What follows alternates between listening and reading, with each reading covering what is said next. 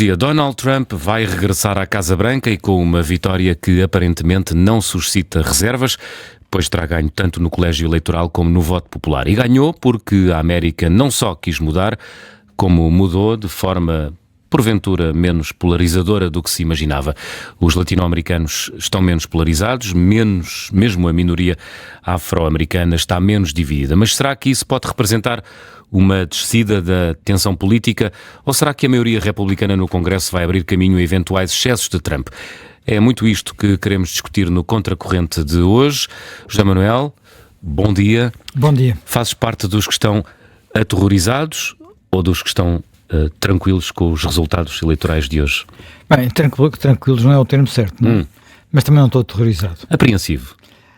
Apreensivo, mas eu, quando Trump ganhou pela primeira vez há 8 anos, escrevi logo no dia seguinte que não me parecia que a democracia americana fosse acabar, por causa disso. E mantenho a mesma opinião, 8 anos depois, mesmo com uma configuração do Congresso que é ligeiramente diferente, e não temos ainda a certeza, porque na Câmara dos Representantes deveremos ter um resultado bastante apertado.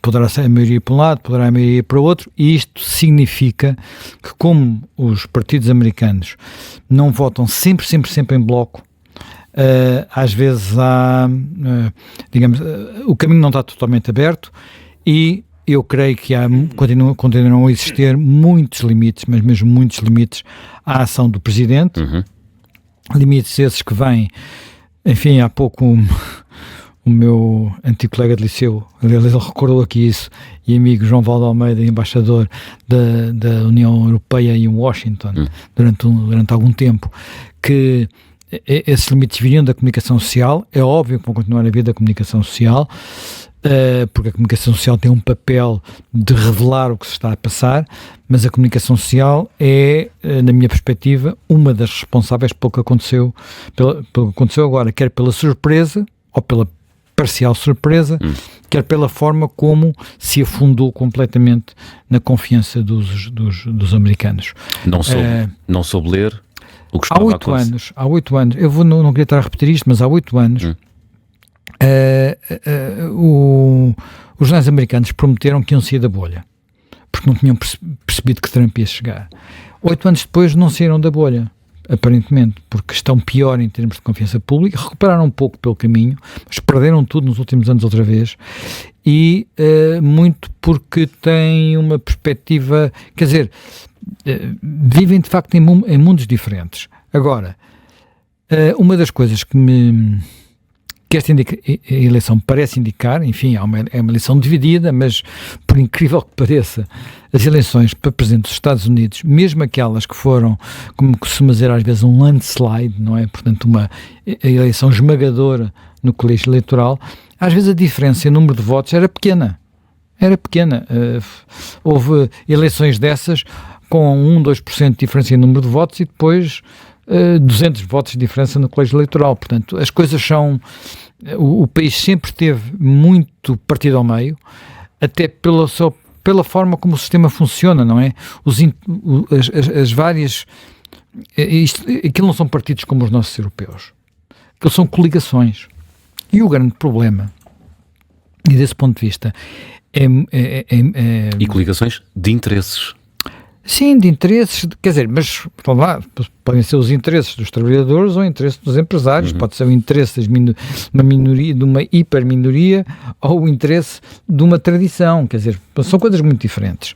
Portanto, e desse ponto de vista, o seu lado, por exemplo, de carga ideológica, é mais plural, no sentido em que há várias sensibilidades dentro de cada um destes partidos. No caso concreto, por exemplo, desta eleição, uma das coisas que se notou, sobretudo no período da campanha eleitoral, e no caso dos republicanos praticamente durante todo o tempo, é que essa carga ideológica foi, no mínimo, confusa, no caso dos republicanos, ou no caso dos democratas, eu diria quase que uma preocupação de a omitir, de esconder, mas ela está presente nos chamados grupos de interesse, chamemos-lhe assim, ou nos grupos mais militantes que existem dentro dos dois partidos.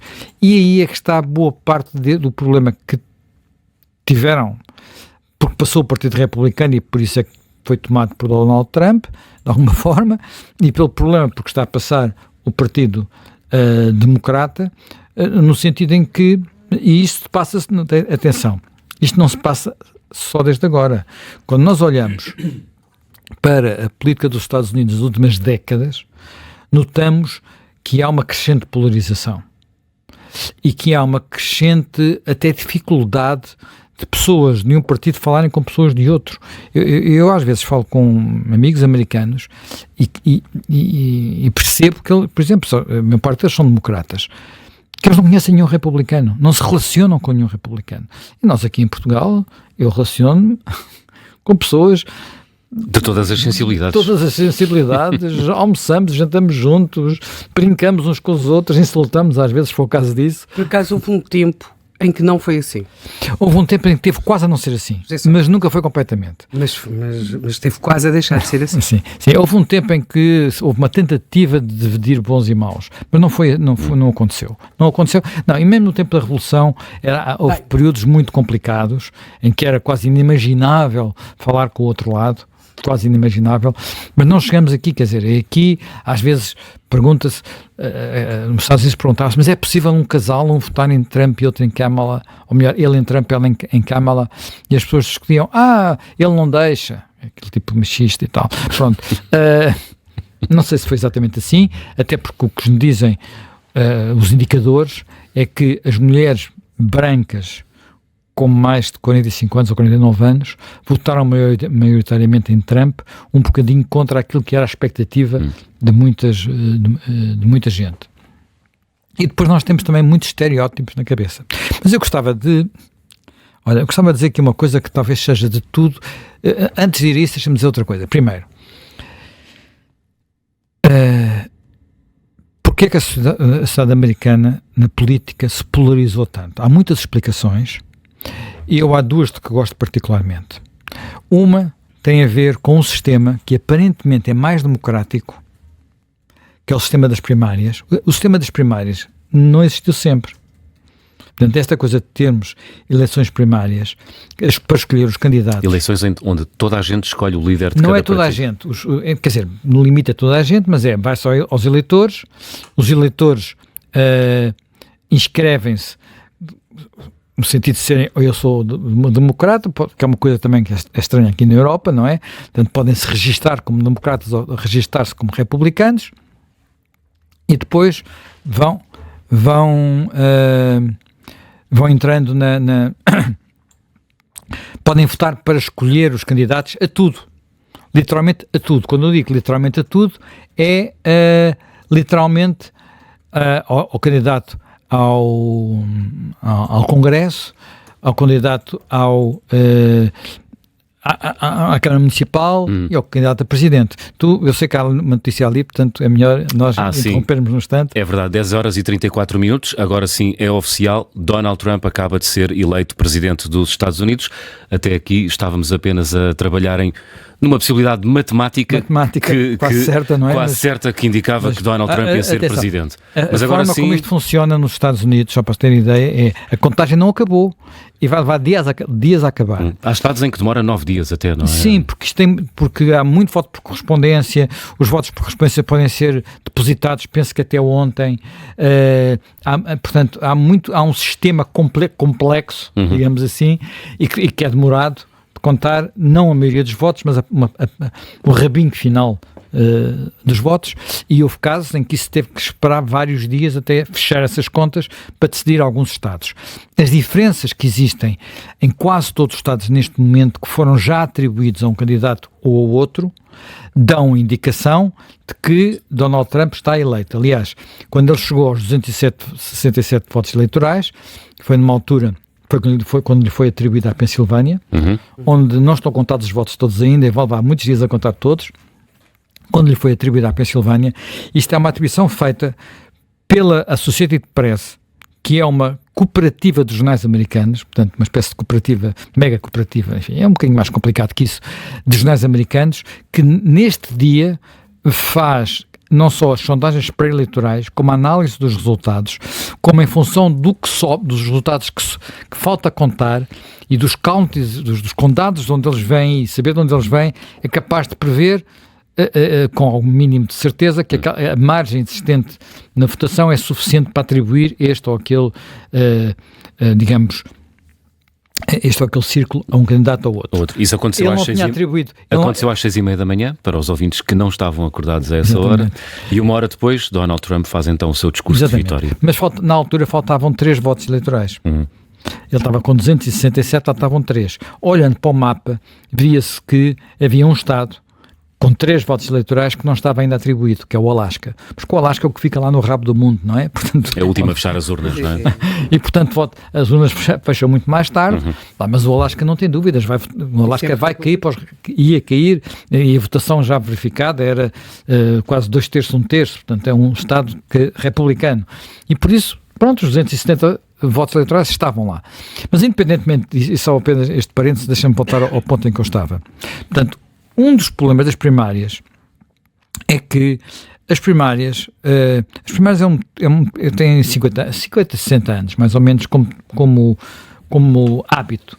Portanto, antes os candidatos eram escolhidos naquilo que se chamava os quartos escuros cheios de fumo, na parte de trás das salas das convenções. Portanto, os grandes dos partidos juntavam-se e negociavam entre eles e escolhiam um candidato.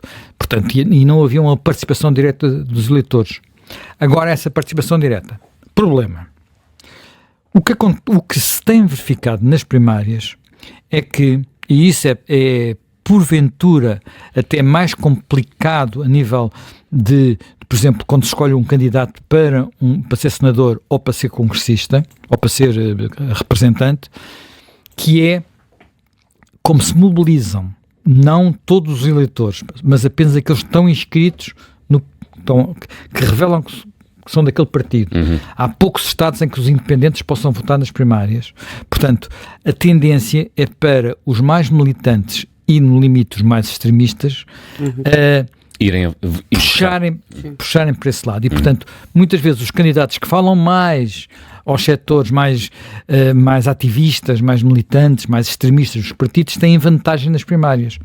E costuma-se dizer que, e isto não é, costuma-se dizer, acontece, que os candidatos nas primárias fazem uma campanha para os extremos e depois na campanha presidencial propriamente dita regressam ao centro. Mas isso muitas vezes isso permitiu que Donald Trump fosse escolhido pela primeira vez, que era uma coisa quase impossível, que toda a gente dizia quase impossível de acontecer. As pessoas riram-se quando ele desceu aquelas famosas escadas na Torre Trump. Enfim, ele beneficiou de outros fatores, nomeadamente na divisão dos seus opositores.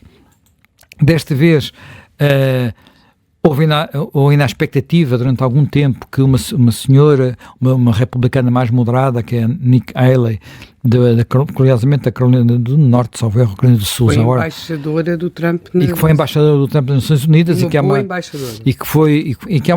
é uma pessoa que fez uma boa campanha nas primárias, mas no entanto não conseguiu derrotar a base militante do Trump, apesar de ter tido alguns resultados interessantes, não é? Portanto, este é o primeiro problema. Carolina do Sul, pronto. Este é eu sabia que era uma das Carolinas que ela tinha sido governadora. Portanto, esta é uma das coisas que tem puxado, digamos, a política prática um pouco para os extremos. E depois há outro fator. Esse outro fator, que é um fator que eu vi no outro dia ser discutido por um analista político, que eu sigo com alguma atenção, que é Rui Teixeira, descendente de portugueses, e é um analista político que eu diria centrista, e que, portanto, a primeira vez que eu o ouvi até foi num think tank ligado ao Partido Democrata, em Washington. É um analista eleitoral que tem trabalhos muito, muito, muito interessantes, até sobre estas questões étnicas e a evolução do eleitorado étnico, digamos assim.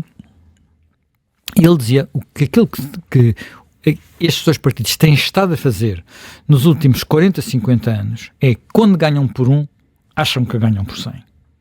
E, portanto, procuram aplicar, e como habitualmente há outro fenómeno que é, como há eleições de 2 em 2 anos para a Câmara dos Representantes e para um terço do Senado, o que acontece é que, como a mobilização no ano da eleição presidencial costuma ser maior, o partido que ganha o presidente muitas vezes consegue conquistar pelo menos a Câmara dos Representantes. O Senado varia mais porque só há um terço que esteja em jogo. Portanto, e por isso há ali um período, digamos, de 2 anos em que o presidente eleito tem a boa oportunidade de aplicar o seu programa todo.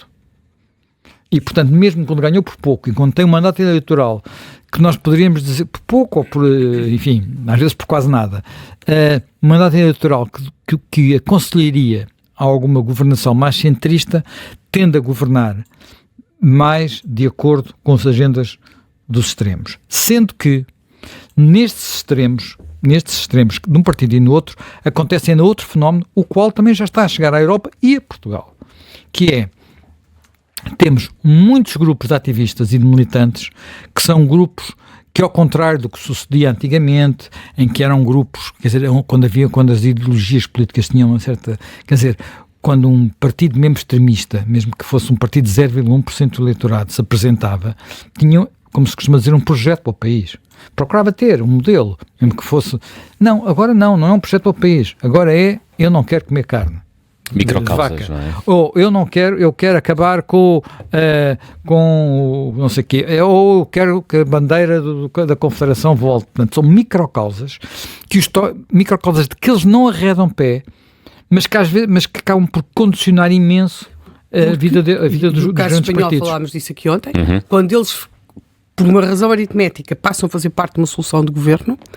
Às vezes com 2 deputados é o suficiente. Impõem, Bem, um país onde isso também é dramático é Israel. Exatamente, porque não tem propriamente um governo de um partido. Que tem um governo de uma quantidade de partidos e no meio daqueles partidos há um partido religioso, que é uma coisa horrível, uma agenda horrível, mas só está preocupado. Há um partido dos colonatos.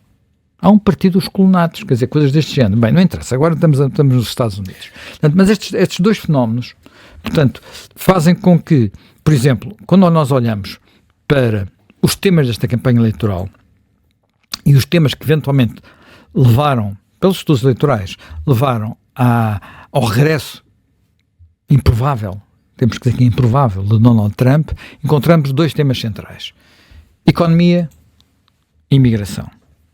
Na economia eu devo dizer que há alguma injustiça, porque a economia nos Estados Unidos está a melhorar. Mas como todos sabemos também, até seja Portugal, a economia, a macroeconomia melhorar, os números melhorarem, não se reflete logo no bolso das pessoas. E a inflação é um fenómeno económico muito traumático nos Estados Unidos. A inflação é um fenómeno muito traumático. Eu suspeito que as políticas de Trump vão voltar a fazer regressar a inflação. Suspeito, mas isso é outra... Veremos daqui a uns tempos. Mas não tenho dúvidas que houve políticas de Biden, nomeadamente os trilhões que ele injetou na economia para recuperar a economia, que ajudaram à inflação. As pessoas acham que a inflação... Ajudaram a mitigar. Não, a subir. A subir, a disparar. Portanto, políticas de recuperação pós-Covid.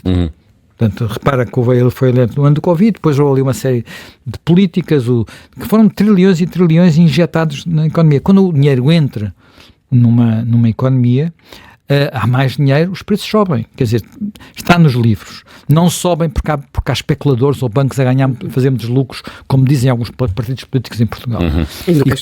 E no resto do mundo, por todo lado. Não, isto são os especuladores. Não, há mais dinheiro a circular e, portanto, se há mais dinheiro a circular, sobe tudo. Até também sobem os salários. Só que há sempre um lapso de tempo entre a subida dos preços e a subida dos salários. Sempre.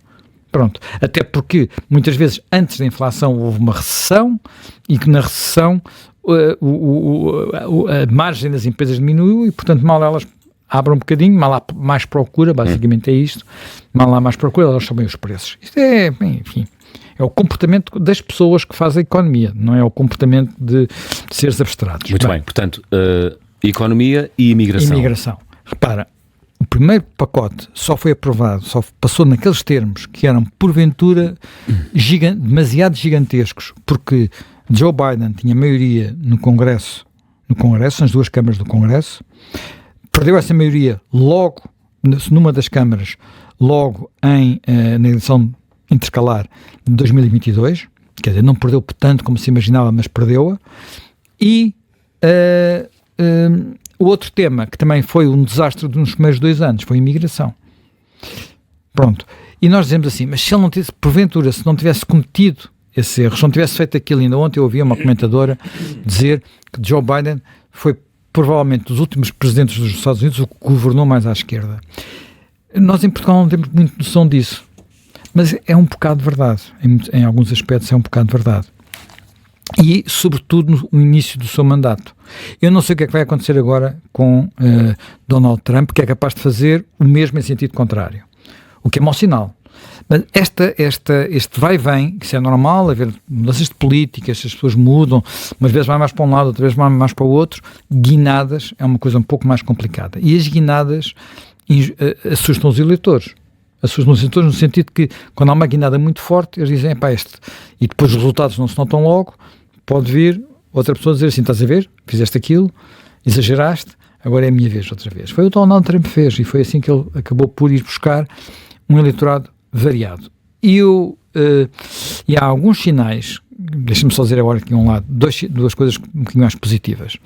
A primeira, que é a forma como o eleitorado se mexeu, quer haver mais latinos a votar nos republicanos e em Donald Trump em particular, quer haver mais negros, quer mesmo a divisão entre mulheres e homens não ter sido porventura, sobretudo em alguns, não em toda, digamos, mulheres negras, e a divisão foi abissal, mas em outras áreas ter sido menos desequilibrada do que se pensava. Por exemplo, a clivagem nos jovens era maior, tem vindo a diminuir.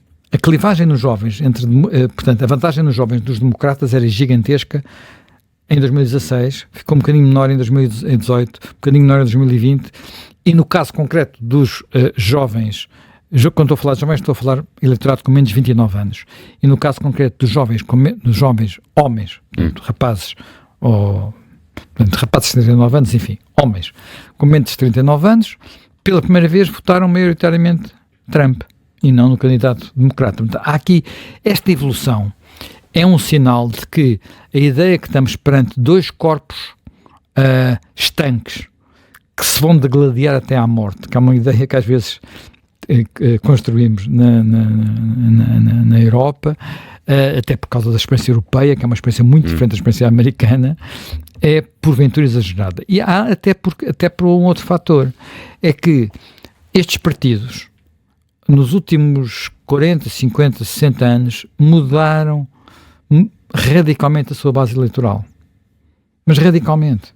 Quer dizer, o Partido Democrata que elegeu John Kennedy é um Partido Democrata que tinha a sua base eleitoral no Sul, portanto, uma boa parte da sua base eleitoral no Sul, porque eram os democratas que se tinham oposto ao fim da escravatura, portanto, contra um presidente republicano que era Lincoln, e isto tinha-se mantido, tinha havido muitas casas brancas com muito racismo lá dentro, de presidentes que hoje são muito bem vistos, por exemplo, o presidente Wilson, uma casa branca hiper-racista lá dentro, não é? No seu funcionamento.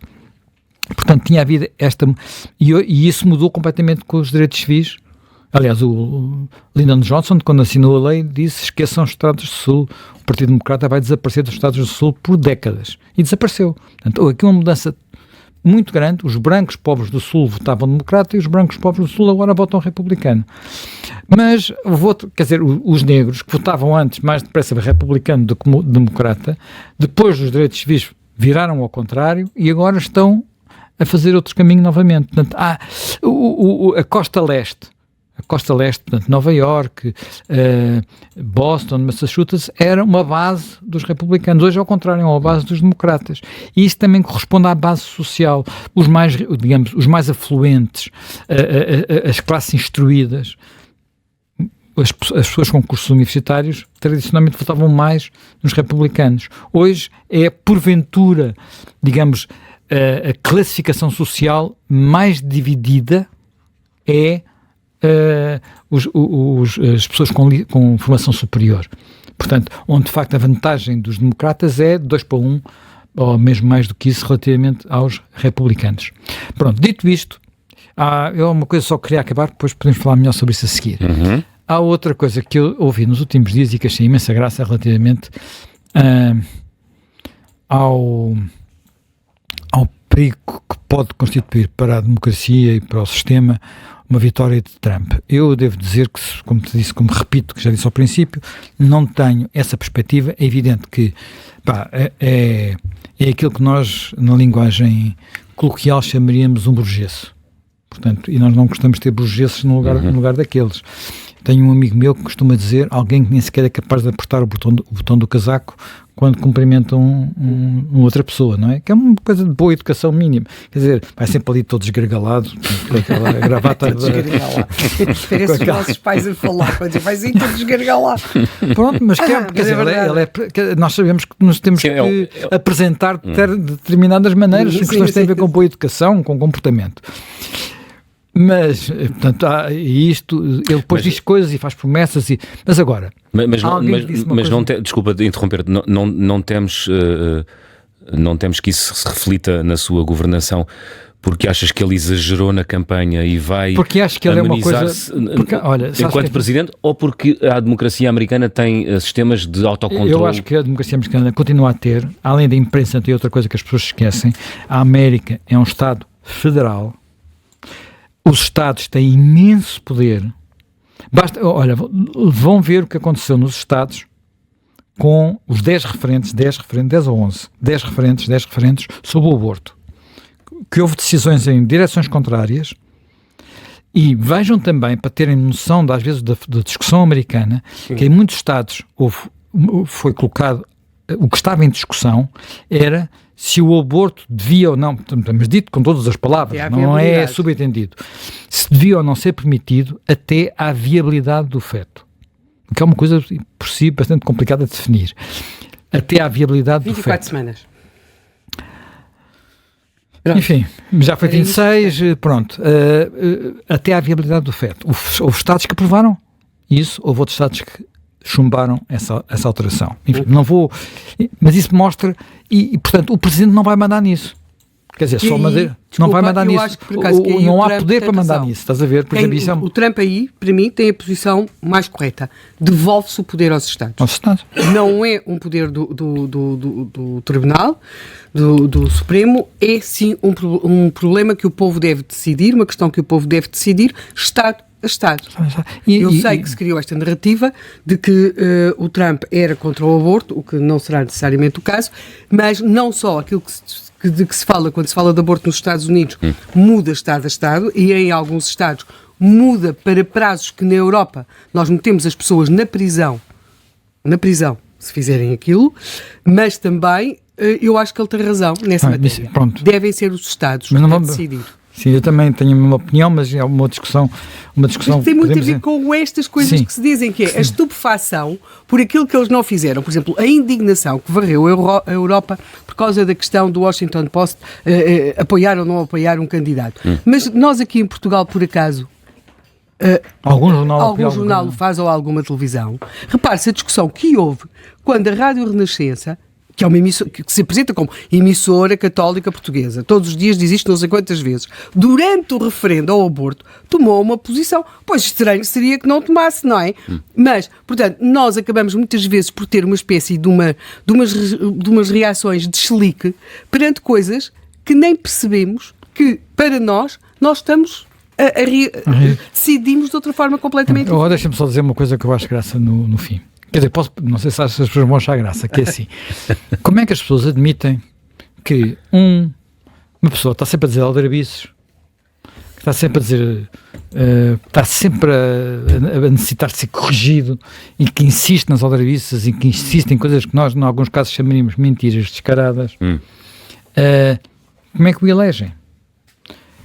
A única explicação que encontro para isso, e foi uma explicação que me deram, é mais ou menos uma coisa que tem a ver com a mentalidade americana, é que ele não é totalmente levado a sério.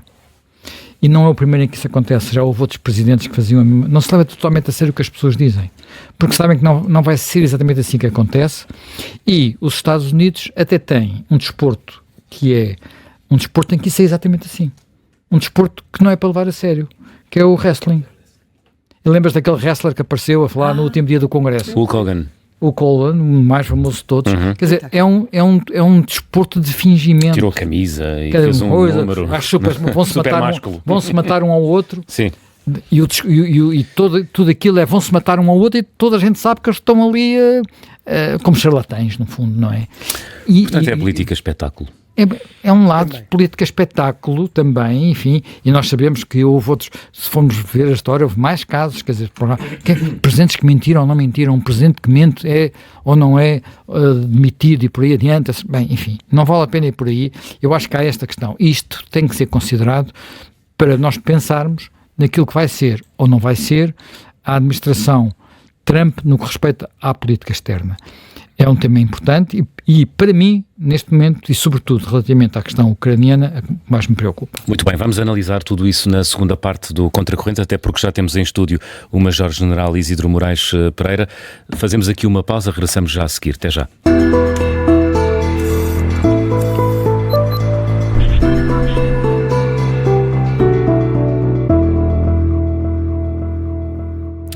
Estamos de regresso para a segunda parte do Contracorrente. Estamos a analisar e a debater os resultados eleitorais das eleições nos Estados Unidos. Já temos connosco o Major-General Isidro Moraes Pereira. Bom dia. Muito bom dia. Antes de mais, muito obrigado por se ter juntado a nós aqui no Contracorrente. Deixe-me perguntar-lhe, ficou surpreendido com o resultado eleitoral? Não fiquei. Não fiquei de modo algum surpreendido, porque há aspectos que devemos aqui sublinhar. Donald Trump encontrava-se em campanha eleitoral há 4 anos, não é? E desta vez o Partido Republicano soube trabalhar, enquanto o Partido Democrata cometeu sucessivos erros. Bom, não foi capaz de ter o discernimento de verificar que Joe Biden já não tinha condições físicas para poder alavancar mais um mandato. Bem, no momento em que se deram conta, fazem-se escolhas. E a escolha recaiu sobre Kamala Harris. Bom, podia ter caído sobre Shapiro, o homem da Pensilvânia, que, na minha modesta opinião, teria muito mais possibilidades de ganhar esta eleição. Estado decisivo, de resto. Aliás, fazia todo sentido, sendo que Pensilvânia era um dos estados fundamentais para que o Partido Democrata se mantivesse no poder. E creio que se tivessem acontecido umas primárias, que poderia, mas eu percebo o seu raciocínio, mas creio que no estado em que está o Partido Democrata... Mais próximo do microfone, Helena, desculpa. Muito provavelmente já não teriam feito essa escolha por Shapiro. Pois, quer dizer, os erros, mais uma vez, os erros que o Partido Democrata foi cometendo foram demasiado graves e não levaram em linha de conta que Donald Trump se vinha preparando desde o dia em que perdeu as eleições. Portanto, quem está há 4 anos a fazer campanha eleitoral, quem está há 4 anos permanentemente em cima dos erros cometidos pela administração Biden, e foram muitos, muito embora um deles não seja propriamente um erro, que é a questão económica, porque se nós recuarmos 4 anos atrás, Biden herdou os Estados Unidos com uma taxa de inflação muito superior à que tem agora, com problemas na economia muito mais graves do que tem agora, só que a economia leva tempo a ser notada nos bolsos das pessoas. Portanto, isto significa que Trump vai começar com uma situação económica favorável. Aliás, por isso nem sequer foi algo que fosse demasiado utilizado. Agora, foi sentido. Portanto, por isso não fiquei admirado. Vamos ver o que é que o futuro nos reserva. Vamos olhar para o futuro. Donald Trump herda uma economia melhor, mas herda um mundo mais caótico. Há 2 guerras em curso nesta altura. Donald Trump prometeu resolver a guerra na Ucrânia num dia. Acha que isso vai acontecer? Não, com certeza que não. Era metáfora. Tanto não vai. Foi o número de wrestling, como dizia aqui o José Manuel Fernandes na primeira parte. A imagem de José Manuel Fernandes do wrestling é de facto uma imagem feliz daquilo que se está a passar. Aliás, Trump prometeu mundos e fundos e grande parte daquilo que prometeu não vai acontecer, certamente. Quer dizer, as coisas vão acontecendo porque os Estados Unidos é um país peculiar. É um país em que o presidente, curiosamente, não tem tanto poder como se possa pensar. Há medidas que foram, entretanto, tomadas para evitar uma política externa desastrosa, como, por exemplo, sair da NATO, que foi fundada também pelos Estados Unidos, sendo que Portugal também é um dos países fundadores, como sabemos, em 49. Portanto, isso já foram medidas tomadas para que essa decisão caiba não ao Presidente, mas sim ao Congresso. Portanto, é ao Congresso norte-americano que cabe tomar essa medida e não por uma maioria simples, como nós sabemos. Mas pode ou não condicionar a relação que os Estados Unidos têm com a NATO? Sim, naturalmente. Aliás, nós temos ouvido, não apenas de Trump, mas J.D. Vance. Bom, J.D. Vance vai ser o vice-presidente. Mas eu estou em crer e os próximos anos dir-nos-ão se de facto vai ser assim ou não, mas parece-me que Vance vai ser o maior inimigo de Trump. Portanto, há quem diga que inclusivamente Trump não terminará este mandato. A meio do mandato, sensivelmente a meio, poderá ser substituído por Vance. Eu tive essa previsão feita por um astrólogo esta semana. Eu não sei, eu sinceramente não sei se foi um astrólogo. Não foi feito a mim, foi indiretamente. É aquilo que me parece. Eu não costumo preocupar-me com astrologia, mas achei graça. Eu creio que há de ter em conta uma coisa. A partir do momento em que neste momento está em funções um presidente cujos sinais de senilidade foram escondidos e ignorados, não foram apenas escondidos, também foram ignorados voluntariamente, é muito provável que o próprio eleitorado democrata se torne muito mais atento a sinais dessa mesma senilidade. Aliás, já existem, as redes sociais estão pejadas mas de há aqui um vídeos problema do Trump. de aparentes... Mas há aqui uma questão, é muito mais difícil denunciar a demência, caso ela exista em Donald Trump, do que em Biden, por exemplo, porque como o comportamento de Trump é muito histriónico, muita coisa cabe... E por natureza errático também. Pois, cabe nesse domínio. Agora, é verdade que nas últimas semanas começaram a surgir alguns vídeos exatamente de comportamentos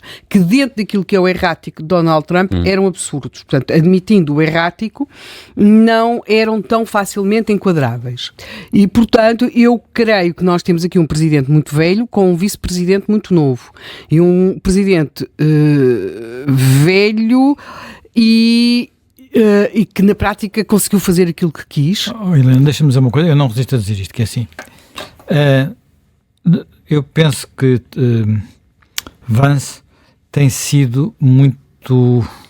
Vance em muitos aspectos uma incógnita. Sim. Porque é alguém que tem um pensamento político que tem evoluído de forma complexa. E eu recomendo às pessoas, enfim, ao livro, mas recomendo às pessoas duas coisas. O primeiro é um texto que nós publicamos aqui no Observador este fim de semana sobre o pensamento político de Donald Vance, que não é um texto que nos deixe tranquilos no sentido de ser, as influências são heterogéneas e algumas delas muito radicais, mas ao mesmo tempo é ilustrativo de alguém que pensa politicamente e não apenas no instinto. E para verem como é que ele ao mesmo tempo é um político hábil, que vão recuperar e ouvir um podcast do New York Times, que é o Daily, que lhe faz uma entrevista que é muito bem educada, mas de uma dureza brutal, e vejam como é que ele... Eu iria dizer, eu não via um político responder de forma, não estou a dizer que concordo com ele, de forma tão inteligente numa entrevista antes de ouvir aquela. Desculpa, impressionante. Inteligente na resposta ou inteligente na fuga à resposta? Não. Ele só há uma resposta que ele não responde diretamente, que ele não dá, que não pode dar, que é o que é que faria no lugar de Mike Pence na confirmação do resultado presidencial. Essa resposta ele não dá, devolve-a. Sempre há ali um jogo final de devolução a quem está... A entrevistadora coloca-o 3 ou 4 vezes e ele responde, e ele faz sempre uma pergunta, que eu já não sei qual é que é ela, mas que não é sempre exatamente a mesma. Retórica jesuíta. A forma como ele vai... reparem, é o New York Times, não podia ser mais... e é uma entrevista muito inteligente da parte da entrevistadora, faz um ótimo trabalho, é muito revelador. Quer dizer, para nós estarmos a tentar perceber o que possa passar-se nos Estados Unidos, recomendo, porque Vance vai ser muito importante, como estava a dizer o Sr. General. É exatamente isso. Vance é um homem extraordinariamente inteligente. Isto não quer dizer que eu concorde com a ideologia que ele defende. Aliás, se nós quisermos compreender Vance, basta recuarmos uns anos e vermos o que era a ideologia, o que era a narrativa de Pat Buchanan, por exemplo. São em tudo semelhantes. E toda esta do 2025, toda esta ideia, toda esta carga ideológica do Make America Great Again, e todas estas ideias ligadas muito às correntes isolacionistas, que têm sido uma constante nos Estados Unidos, muito ligadas ao Partido Republicano, mas que estão lá desde sempre. Porque desde o grande problema, e há um período que os Estados Unidos estudam obsessivamente os seus políticos, os seus militares, os seus pensadores, que é Roma. E o que existe em relação a Roma, que é sem dúvida um império extraordinário, é que há quem considere, e isso essa escola é particularmente viva nos Estados Unidos, que Roma entra em declínio porque se torna um império, ou seja, que as virtudes da República e daquilo que eram as virtudes morais de uma forma de administração sem dúvida superior, sobretudo superior quando comparado com o que havia à volta, não é?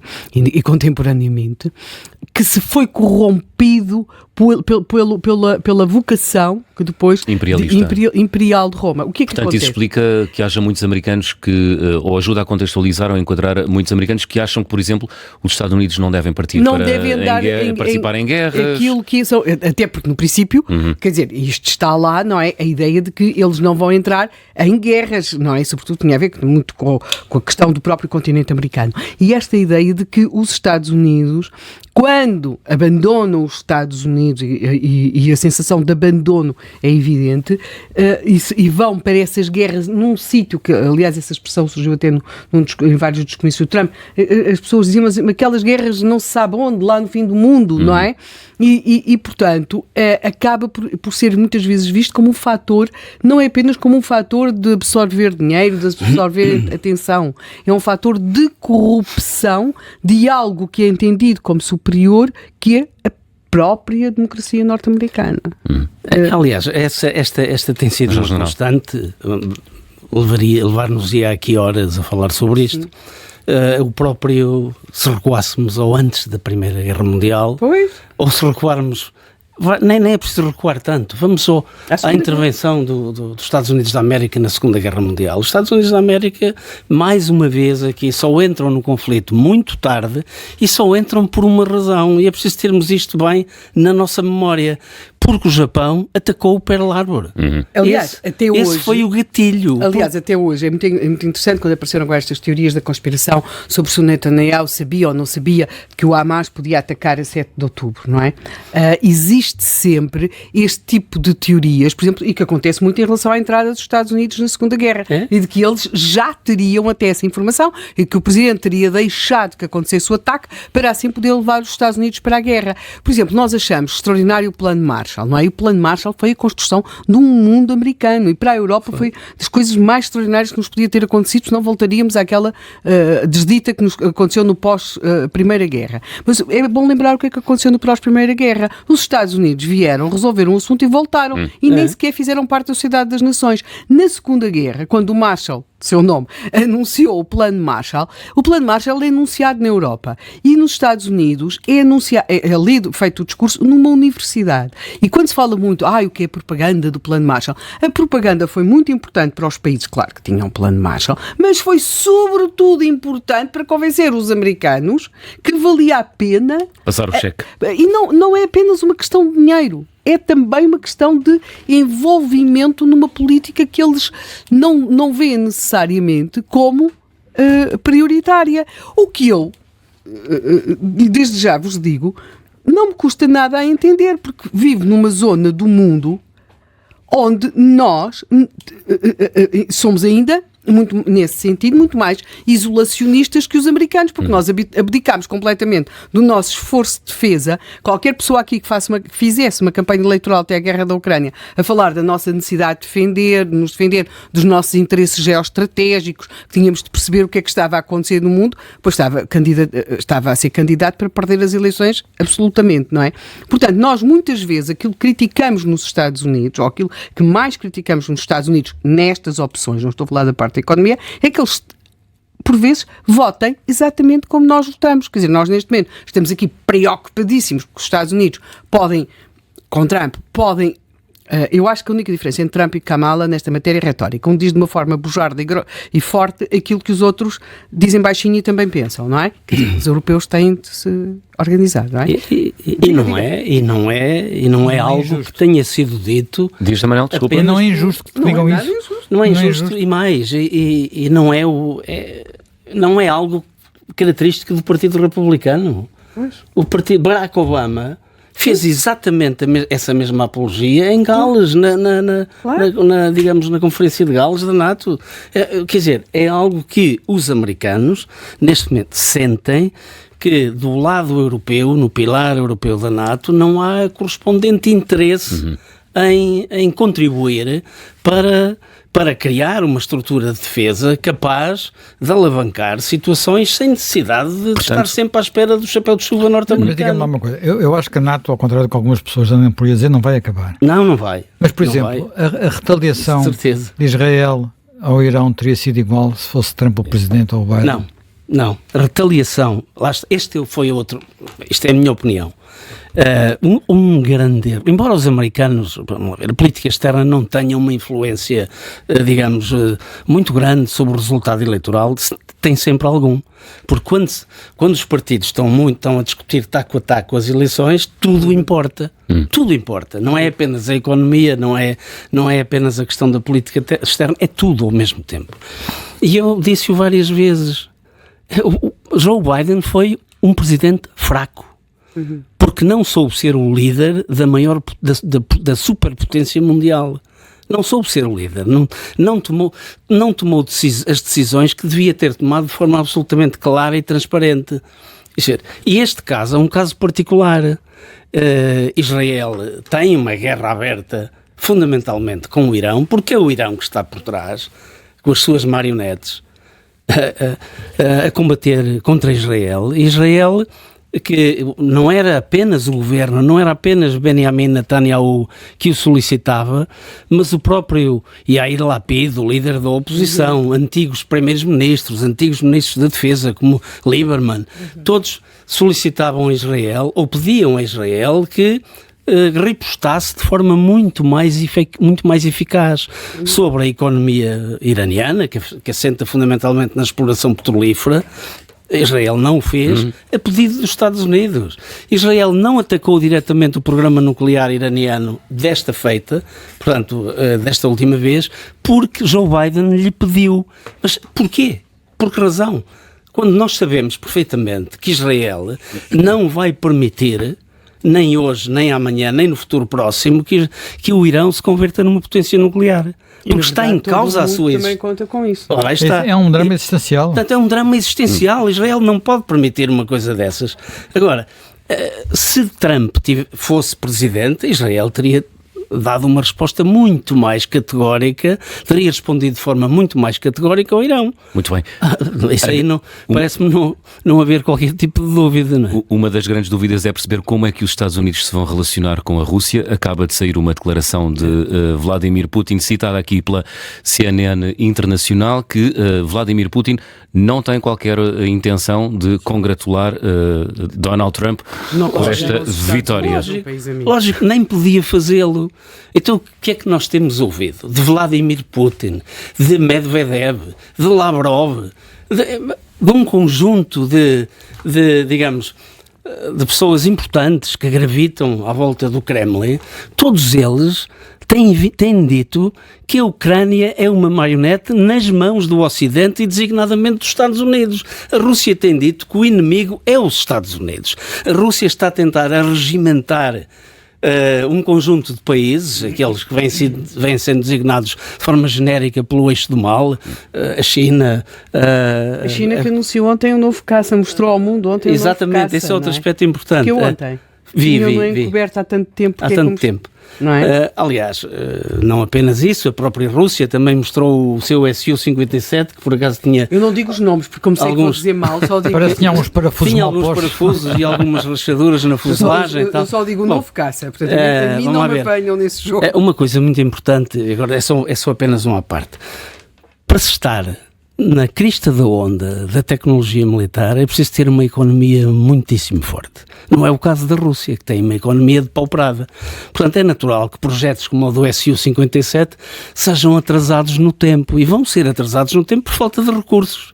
Bom, não é o caso da China. A China vai tendo mais recursos económicos e é por isso que tem vindo a desenvolver de forma galopante a sua marinha, e neste momento está também apostada em desenvolver caças furtivos da quinta geração, como aquilo que estávamos a falar, para de alguma forma igualizar aquilo que é um dos grandes fatores de poder das Forças Armadas norte-americanas, que é a sua Força Aérea. Aliás, é tão importante que a maior Força Aérea do mundo é a Força Aérea norte-americana. A segunda maior Força Aérea do mundo é a Força Aérea da Marinha norte-americana.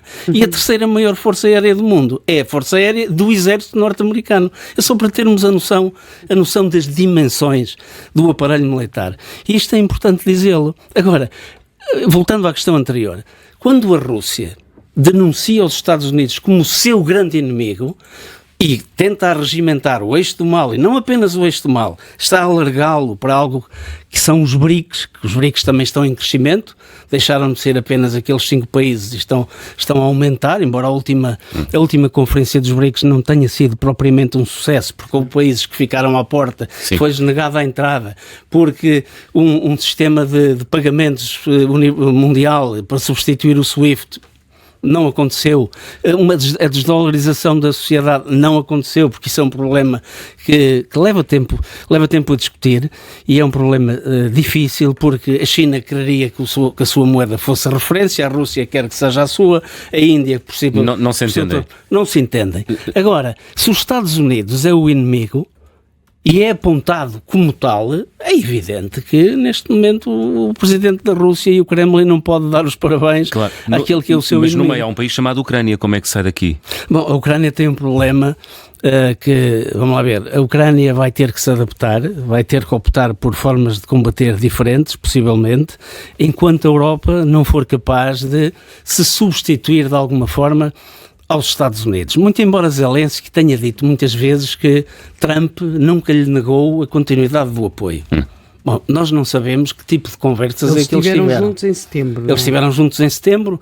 Há aquilo que se diz abertamente e há aquilo que se diz nos gabinetes, que é em princípio é segredo. Agora, vamos a factos.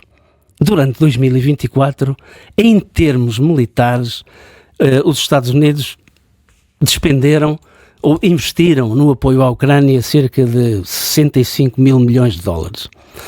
O país europeu que se aproximou mais foi a Alemanha, com 8 mil milhões. Ora bom, a Europa da União Europeia, mais a Grã-Bretanha, somados em termos de apoio ao desenvolvimento da Ucrânia, apoio económico, suplantam largamente os Estados Unidos. Mas em termos de apoio militar, os Estados Unidos suplantam largamente o somatório do apoio militar dos países da Europa. Portanto, isto são realidades. Portanto, os Estados Unidos ainda há bem poucos dias decidiram, só de uma assentada, fornecer 2.000 viaturas Humvee mais 200 viaturas Stryker. A Europa vai dando 20, mais 10, mais 30, quer dizer, não tem nada a ver. Esta que é a dimensão do problema. A Europa, se os Estados Unidos, ou se Trump fizer aquilo, ou Vance, que também tem dito, Vance ainda tem sido muito mais categórico.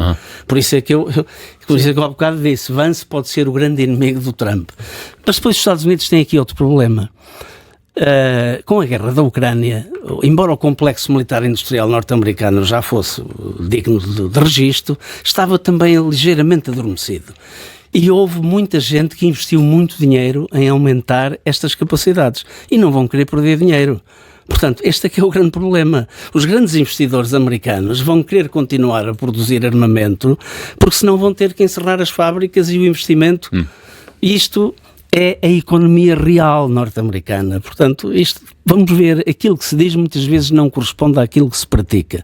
Vamos ter que esperar com alguma paciência por aquilo que vai acontecer relativamente à Ucrânia. Agora, à partida, parece-nos que a Ucrânia irá ser menos apoiada pelos Estados Unidos. Tudo aponta para aí. Já temos em linha também o Orlando Salmões, que é especialista em relações internacionais.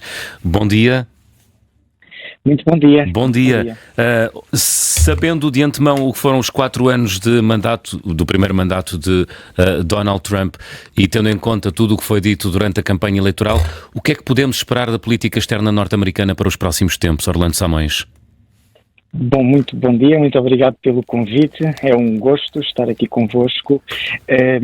Enfim, gostaríamos nós de saber, não é? Mas na realidade temos que apontar, primeiro que tudo, um certo falhanço, digamos assim, das nossas previsões e leituras que fizemos para estas eleições, não é? Esperávamos agora aqui um desfecho bastante diferente, ou até ainda não termos bem a certeza, e estamos aqui com um mapa que estive a fazer comparações, parece-me algo semelhante, claro que com diferenças de estados em relação aos mapas dos anos 2000 e ainda mais 2004. Portanto, estamos quase com George Bush filho e ainda assim com diferenças, digamos, assinaláveis, porque mesmo nessa altura os democratas tiveram estados importantes que agora, neste momento, não têm. De facto, a política externa é dos assuntos mais importantes para nós europeus, mas não somos nós a votar, não é?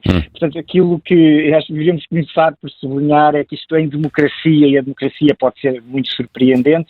Uma das suas virtudes é não se conhecer de antemão, não é? Quem vai ganhar, nem como, e de facto é uma alteração profunda porque pode fazer rodar o Senado para também ficar favorável ao mesmo partido de Trump, reduzindo, portanto, essa possibilidade de mais um freio ao poder, e, portanto, numa altura em que, em comparação com o mandato anterior, estávamos numa situação muito diferente. Eu relembro isto, enfim, sem querer assustar, acho que, enfim, isto pode ser apenas uma forma da Europa acordar perante a nova realidade e esperemos que a Europa possa estar à altura do desafio, mas estamos numa altura complicada a nível, portanto, dos Estados Unidos. Lembro o alargamento da imunidade que foi dada, portanto, a interpretação dada à imunidade do Presidente, dada pelo Supremo Tribunal, que é um órgão importantíssimo e também que está com um pendor Trump, ou melhor, um pendor conservador devido ao facto de ele ter escolhido, não é, alguns dos juízes, e também uma ideia que ele mais ou menos foi tendo ao longo de toda a campanha foi longa, não é? E estamos há muito tempo a falar destes assuntos, por vezes também foi mencionada a ideia do chamado Deep State, que é a ideia de que até que ponto é que o Donald Trump vai respeitar os funcionários da administração pública que tem, que ele culpou por não ter conseguido fazer as políticas todas que queria no primeiro mandato, e que agora gostaria de os substituir por pessoas mais próximas da sua linha. Ou seja, no fundo aqui uma espécie de acusação de haver uma certa burocracia, quando na realidade muitas das funções são meramente técnicas e muitas delas são mesmo constitucionais, em que se quer um Estado de Direito com independência e não tanto figuras partidárias nesses órgãos. Portanto, e voltando um pouco à sua pergunta, chegados aqui isto foi dito tudo e o seu contrário, e o debate aliás foi bastante pobre na maneira como foi, enfim, como foi desenrolando, cheio de vicissitudes que não contribuem assim muito para o elevar da política, e sabemos que com Donald Trump temos aqui uma pessoa que também não prima pelas maiores virtudes. Agora, quer dizer, o lado, digamos, menos trágico deste efeito. Olha, tem a ver também com isto e com a personalidade dele. De facto, desde os textos fundadores que os Estados Unidos, quando se fundam e logo a seguir à Revolução, sublinham que os governos existem precisamente porque os homens não são anjos, não é? É uma das frases mais conhecidas dos federalistas. Quer isto dizer que não estavam à procura de personalidades angelicais, mas sim de instituições que, no fundo, lhes correspondessem. Portanto, esperemos que essas instituições americanas e que os freios, a comunicação social, como foi lembrado hoje ao longo do dia, que é um elemento muito importante para muitas vezes contrariar e servir de contraponto ao poder, mas também as eleições intercalares, que daqui a 2 anos poderão restabelecer alguns dos equilíbrios. Também ainda num sentido positivo, podemos também lembrar que a democracia tem este efeito, quer dizer, não somos nós os votantes, não é? E temos que perceber que nem sempre entendemos assim tão bem a América e os americanos, as pessoas que vivem nos Estados Unidos. Em princípio, em democracia não são as nossas impressões só, que às vezes estamos muito, enfim, agarrados a estes temas e que os estudamos com muito cuidado. Muitas vezes o povo, as pessoas, têm a sua razão, têm a sua forma de olhar para os problemas e tem as suas razões e que têm que ser respeitadas. Já foi dito hoje de manhã por um dos vossos convidados, e muito bem, que houve aqui uma fraca seleção e escolha, não é, dos candidatos do Partido Democrata, não só, se calhar, da própria candidata, que pareceu ser, deu-nos até a sensação de poder ter sido algo imposta pelo atual presidente, mas também até da forma como ela escolheu o vice, que na altura pareceu muito condicionada, porque estava, enfim, ainda muito no espírito daqueles protestos que houve, portanto, em relação ao conflito na Palestina e em Israel, que a podem ter induzido a não escolher Shapiro. E, portanto, demonstra com isso alguma fraqueza e estar sujeita a inclinações momentâneas, escolher candidatos que podem não ser os mais adequados aos mais fortes do Partido Democrata, mas são aqueles que vão fazer menos ondas ou aqueles que vão ser aceitos junto de determinados setores da sociedade, que são sempre pequenos setores da sociedade e, por vezes, nem sempre temos que ouvir assim tanto aquilo que podem ser as inclinações imediatas das pessoas. Apenas uma nota que eu acho também aqui interessante quando olhamos um mapa tão vermelho dos Estados Unidos. Nós analisámos muito estas eleições com base no mapa anterior, foi um mapa muito excepcional, foi num contexto de pandemia, e olhámos para os swing states também dessa maneira, que em alguns dos casos até se vão provar não ter sido assim tão swings, no sentido de que tiveram até margens bastante confortáveis. Foram swing states em 2020 e houve margens muito curtas, de facto, houve margens de entre, portanto, 10 mil e de 16 mil votos em dois casos, o que é mesmo muito pouco, não é, quando falamos em milhões de votantes, mas olhando para o caso, por exemplo, particular da Flórida, podemos ter aqui um raciocínio interessante. A Flórida, que era swing state, que deveria ser swing state, poderia ser swing state, está com uma diferença, está neste momento a apresentar uma diferença de 13%, portanto é 1,5 milhões de votos. Não me recordo uma diferença tão grande. Aqui acho que pode-se estar a passar um fenómeno que pode ter apanhado o Partido Democrata também aqui um pouco desprevenido, que é muitos dos imigrantes, não é por acaso estão a escolher os Estados Unidos. E estão a escolher os Estados Unidos, precisamente porque os Estados Unidos não têm, ou não têm anunciado a nível nacional, algumas das políticas que são anunciadas como sendo políticas importantes nos seus próprios países de origem. Ou seja, é difícil convencer pessoas na Flórida que tenham vindo dos países da América Central e que muitas vezes tenham fugido desses países, vir com um discurso, portanto, muito, digamos, de Partido Democrata, que sublinha a questão dos seguros nacionais de saúde, a questão mais, portanto, interventiva do Estado na economia. Isso é um tipo de discurso que para eles pode não lhes fazer muito sentido e que estavam à procura na América de um regime um pouco mais livre e desimpedido a nível económico. Por isso temos muitos imigrantes que, apesar de terem praticamente acabado de chegar, já estão a votar mais do lado republicano. É um raciocínio que às vezes é difícil de fazer, não é? Nós criticamos muito a Europa, os Estados Unidos e o mundo ocidental, mas na realidade somos os mais atrativos, não é por acaso, e os Estados Unidos então continuam a receber estas remessas todas de imigrantes e pessoas a quererem entrar, ou seja, no fundo, porque alguma coisa estão a fazer bem. No fundo, Orlando Simões, pessoas que iam à procura do tal sonho americano e não tanto de um país que lhes desse alguma proteção ou que tivesse um pendor um pouco mais social-democrata, que apostasse no Estado Social, é isso? Exatamente, ou seja, podem não estar a procurar essas políticas que não lhes soam assim tão bem, porque é com base nelas que muitas vezes os Estados aumentam muito os seus poderes, o controle sobre a vida das pessoas e que muitas vezes isso acaba por prejudicar o desenvolvimento económico. Sabemos aqui que a carteira pesou muito nesta decisão, o que é pena em vários níveis, porque as funções do Presidente são mais de facto de pendor internacional e muitas vezes é o Congresso que deveria assumir mais questões de política económica, e também é muito triste chegarmos a uma situação em que temos duas correntes muito protecionistas. Pois era aí que ter um impacto. Diga. Era aí que eu queria chegar também. Nós sabemos que Donald Trump é um protecionista. Disse já no passado que a União Europeia ou a Europa era o maior inimigo comercial dos Estados Unidos. A Europa vai ter de correr nos próximos 4 anos? Sim, esperemos que ele não cumpra com tudo aquilo que prometeu. Normalmente pedimos, não é, aos políticos que cumpram, mas neste caso os níveis de protecionismo que ele está a tentar perfilar contra a China e também contra a Europa são em valores tão altos que, enfim, contrastam com um mundo global, aberto, que tem feito subir e elevar os padrões de vida, principalmente a longo prazo. Ou seja, para proteger empregos no muito curto prazo, e mesmo assim, enfim, a doutrina diverge quanto a este efeito no curto prazo, prejudica-se muito todo o equilíbrio mundial e progresso da economia. E além disso, esse diálogo inicia até um uso de um vocabulário próximo da inimizade e da guerra. Quando disse bem, bom, ver-nos como inimigos a nível económico é utilizar uma expressão muito forte. As épocas de protecionismo estão normalmente associadas também a guerras, porque os países viram-se para si próprios, ninguém é assim tão eficiente a produzir todos os bens e acaba por entrar numa forma de estar mais assintosa entre as várias nações.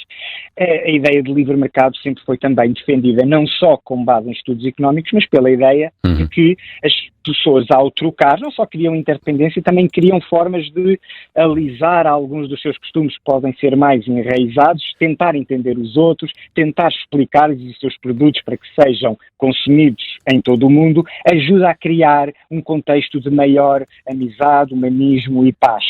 Ora, o Partido Democrata podia-se ter distanciado de um Partido Republicano que é muito protecionista, apontando noutro sentido. Mas Kamala Harris também não o fez. Teve muita dificuldade até em dizer que políticas é que ia ter, não é? Percebemos muito pouco do seu programa. Teve algumas medidas pontuais e muito recentemente já só falava numa única bandeira, que é na questão dos direitos reprodutivos, que por muito importante que seja a nível eleitoral, ela agarrou-se demasiado a isso e se calhar tipo em efeito espelho, porque também via que Trump não era muito elaborado no seu programa. Bom, mas Trump não precisou de o ser, não é? E por isso chegamos aqui com algum espanto a esta situação atual, vamos ter que lidar com ela e vamos ter que aprender enquanto europeus, não somos nós que votamos e temos que respeitar as eleições nos Estados Unidos. Exatamente. Orlando Simões, agradeço-lhe muito obrigado por ter estado no Contracorrente. Orlando Simões, especialista em relações internacionais. Temos já em linha também o próximo convidado, Jaime Nogueira Pinto. Bom dia. Jaime Nogueira Pinto, bom dia. Bom dia. Bom dia. Ficou surpreendido com os resultados eleitorais? Não, nada. Surpreendido. Quer dizer, eu acho que as pessoas que ficam surpreendidas foi as pessoas que criaram um mundo alternativo já há muitos meses, em que faziam, digamos, uma espécie de wishful thinking e as pessoas, quer dizer, e não quiseram ver a realidade que se estava a passar, uma realidade que estava a passar nos Estados Unidos, que também é forte, já começa a ser muito forte na Europa, e que põe em causa exatamente uma série de coisas. E, portanto, eu não me surpreendi absolutamente nada. Quer dizer, o que é que explica, na sua opinião, este que é o maior comeback da história dos Estados Unidos? Exatamente. Falava-se, também se tinha falado em tempos no Nixon, quando o Nixon ganhou as eleições em 68, ele tinha sido derrotado pelo Kennedy em 60, também se falou exatamente nessa época, nessa imagem, não é? Não, este é de facto, mas não é uma surpresa, quer dizer, vamos lá ver. A administração, a situação, as pessoas normalmente votam em função de quê? Votam em função da sua situação pessoal, quer dizer, neste caso, a inflação era talvez a preocupação máxima dos Estados Unidos, não há dúvida que era, a inflação e digamos 2/3 da população queixavam-se com razão que viviam com o dinheirinho contado ali a fazer contas ali até ao fim do mês e ali a pagar o cheque de gasto, cheque recebido, cheque gasto, e ele ia chegar mesmo aos fins de mês muito aflitas. Portanto, essa questão da inflação foi importante. Depois está bem, as pessoas depois falam muito da macroeconomia, mas a macroeconomia, depois enquanto não chega à microeconomia, conta pouco, não é? Depois as questões, a questão do aborto também é uma questão importante, mas é uma questão que divide, quer dizer, e aliás a solução que está mais ou menos encontrada, que é um assunto deixado a cada Estado, também me parece, de acordo com enfim, com os costumes.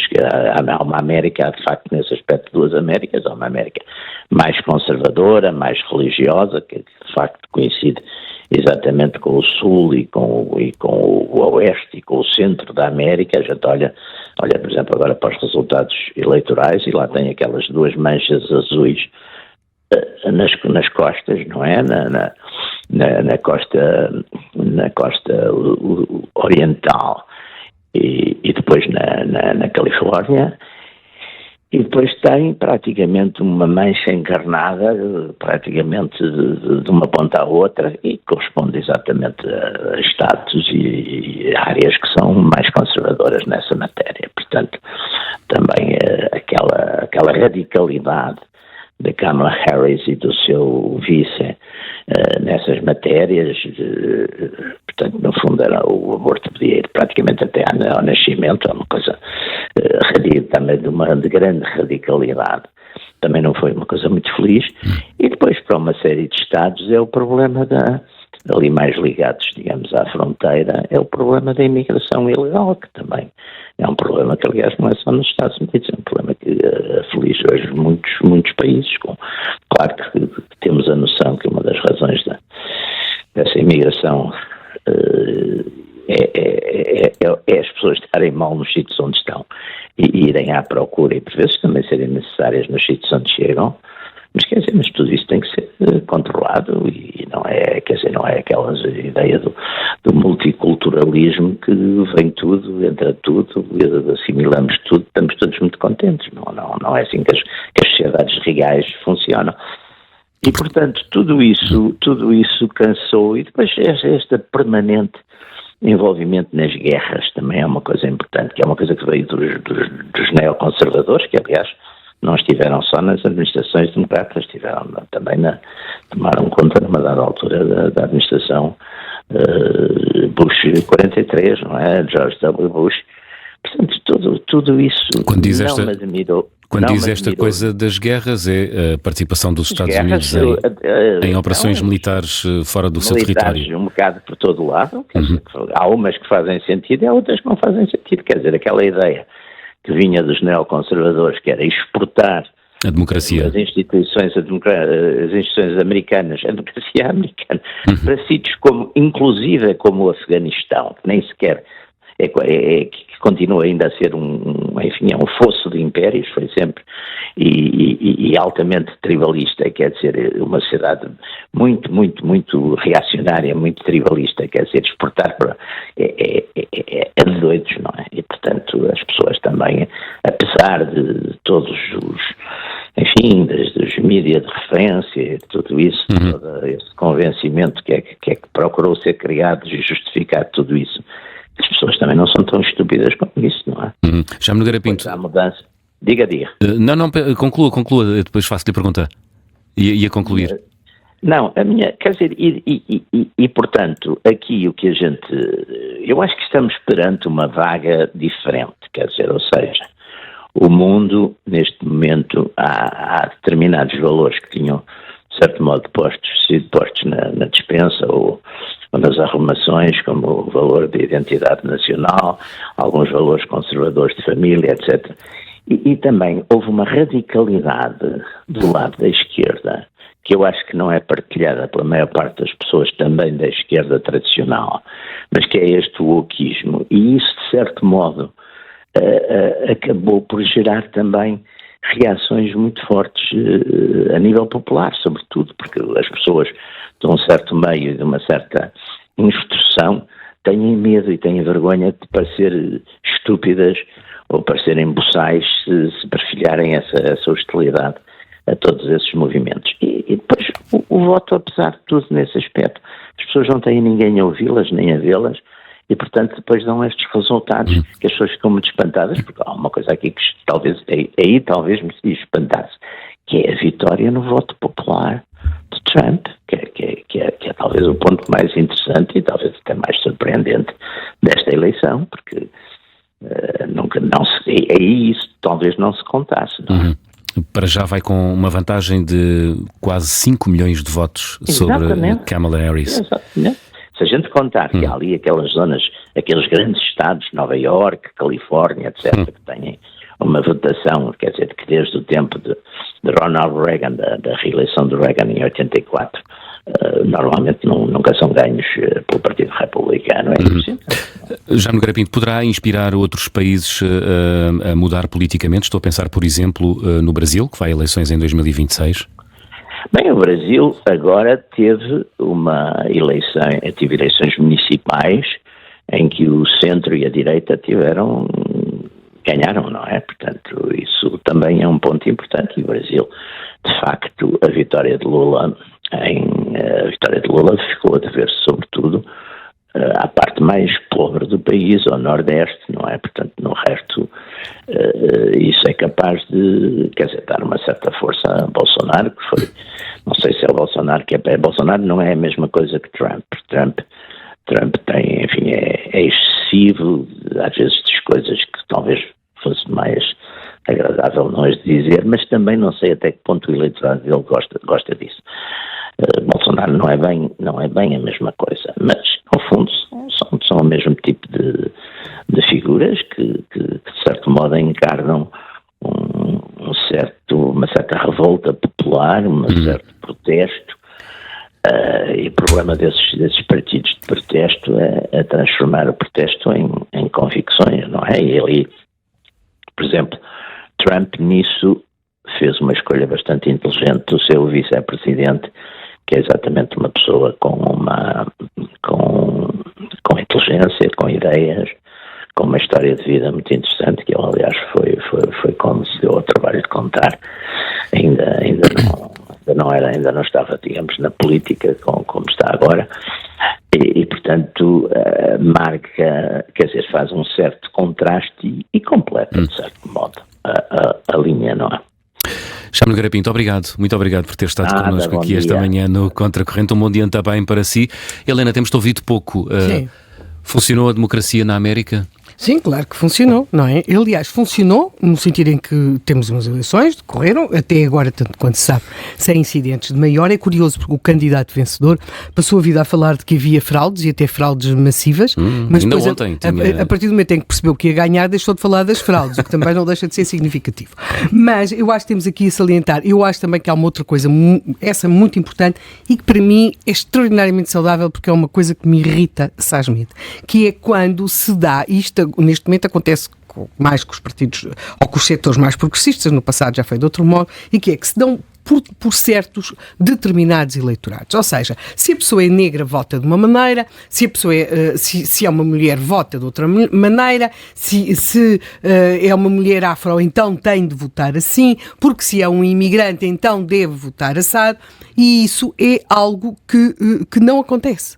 Ou seja, não são os partidos que são donos dos eleitorados. Ou seja, é cada eleitor que é dono do seu próprio voto. E muitas vezes nós falamos muito das questões identitárias para outro tipo de causas e de guerras, mas a verdade é que o identitarismo também está muito presente na forma como se olha para o eleitorado. E quer dizer, nós temos reações, agora aqui até sai dos Estados Unidos, quando agora foi escolhida a nova líder do Partido Conservador, que é negra, de origem caniana, houve um deputado do Labour, dos trabalhistas, que veio dizer que aquilo era o símbolo mesmo do racismo, que era o facto de uma mulher negra estar num partido conservador, que ela se tinha deixado de alguma forma conquistar pelos valores, quer dizer, isto do heteropatriarcado, quer dizer, como se as sociedades africanas fossem heteropatriarcais, mas enfim, heteropatriarcado branco, ou seja, esta concepção dos eleitorados como grandes grupos dos quais os partidos ou os candidatos são donos, isto começa a estar cada vez um bocadinho mais virado. Nós neste momento assistimos a uma presença muito importante do eleitorado latino, imigrantes, as mulheres também não votaram como se esperava, e eu acho que o mais importante de tudo nisto é o eleitorado jovem. Ou seja, nós temos um conjunto de eleitorado jovem que está a começar a chegar à política e que ao voto, ou pessoas que se registaram para votar pela primeira vez e que votaram Trump. Ou seja, nós temos de entender que as coisas mudam e que ser revolucionário nos anos 70, ser jovem, ser contestatário, era estar... ter um póster do Che Guevara no quarto. Era estar mais à esquerda. E agora, se calhar o mais contestatário é ter um póster do Vance ou do Trump no quarto. E se nós não percebemos isso é porque nós estamos a ficar velhos. Ou seja, o mundo continua sempre a mudar, mesmo quando nós achamos, quer dizer, quando nós não queremos perceber que ele está a mudar. E isso eu acho que é uma das coisas que já se percebeu noutras eleições e que se percebeu muitíssimo bem nesta. Depois, e aqui em relação ao Major Isidro Moraes Pereira, eu tenho realmente uma grande curiosidade em relação ao que vai ser esta equipa, de presidente e vice-presidente, embora... É assim, claro, substancialmente... O Major-General Isidro Moraes Pereira diz que J.D. Vance vai substituir a meio do mandato Donald Trump. Portanto, é uma possibilidade da qual se fala. E mais, quer dizer, se nós temos a ideia de uma dupla democrata de Joe Biden e Kamala Harris, em que Kamala Harris era perfeitamente uma figura apagada e de segundo plano, o mesmo não vai acontecer com o J.D. Vance. Porque estamos a falar de um homem que tem pensamento, que escreve, que pensa, que teve até a capacidade de fazer esta campanha, tendo ele dito tudo o que já tinha dito no passado do Trump, não é? Portanto, não estamos a falar de alguém desarticulado, antes pelo contrário, não é? Portanto, eu creio que é alguém que pode vir a... Eu não sei como é que isto vai acabar, mas que pode vir a ter um papel grande na política americana. Agora, das duas, uma. Ou vamos ver, ora está, há aqui duas personalidades fortes. Há um homem que tem já uma idade avançada, 78 anos, que porventura pode estar a dar sinais de alguma alteração. Dentro da grande alteração. Sim, dentro da grande alteração que ele já é e da forma como ele se exprime. E depois temos um homem que sabe perfeitamente aquilo que quer. Percebemos que é um homem inteligente, muito acima da média e que tem uma ambição grande dentro do Partido Republicano. Aliás, também se diz que um dos maiores doadores, um multimilionário norte-americano, que prometendo muitos milhares de milhões para a campanha, ou pelo menos milhões, terá imposto J.D. Vance como sendo o número 2 desta administração. Portanto, temos aqui não apenas J.D. Vance ele mesmo, mas temos grande parte do Partido Republicano que está por trás dele. E ele é o grande ideólogo. Enquanto Trump tem, digamos, afirmações desgarradas e que não tem um fio condutor, J.D. Vance, pelo contrário, tudo aquilo que ele diz é pensado e refletido. E só mais uma coisa, e corresponde muito ao sonho americano. Ou seja, porque vindo de onde ele veio, com as condições em que ele teve, estar hoje vice-presidente dos Estados Unidos, é assim, vamos procurar um país na Europa onde isto fosse possível. José Manuel Fernandes, em 30 segundos. Difícil. Não, em 30 segundos vou só dizer o seguinte, isto é um fenómeno como nunca tinha acontecido da mesma forma. Portanto, havia um outro presidente que tinha conseguido ganhar depois do intervalo, Grover Cleveland, no final do século XIX, enfim, era democrata, por acaso ao contrário, e por acaso ele foi eleito 3 vezes, ou melhor, ele foi eleito 2 vezes, mas ganhou nas 3 vezes o voto popular. Portanto, uma das vezes que perdeu também tinha ganho o voto popular. Portanto, é uma história diferente, muito diferente de Donald Trump. Donald Trump tinha havia um caso, um precedente de alguém que tinha feito um comeback, um regresso impressionante nos Estados Unidos, que era um senhor chamado Richard Nixon.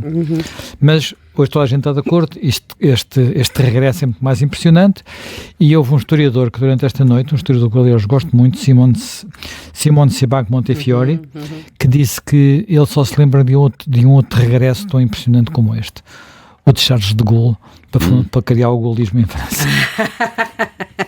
Mas esse não discurso muito contigo. Muito diferente, figuras muito diferentes, mas muito egocêntricas. Mas sim, muito egocêntricas, com grandes personalidades. Para não dizer de outro modo. Mas, Jornal Isidro Moraes Pereira, uma vez mais, muito obrigado por ter estado connosco hoje aqui no Contracorrente. Muito obrigado, eu. Contracorrente que regressa amanhã com outro tema. Até amanhã.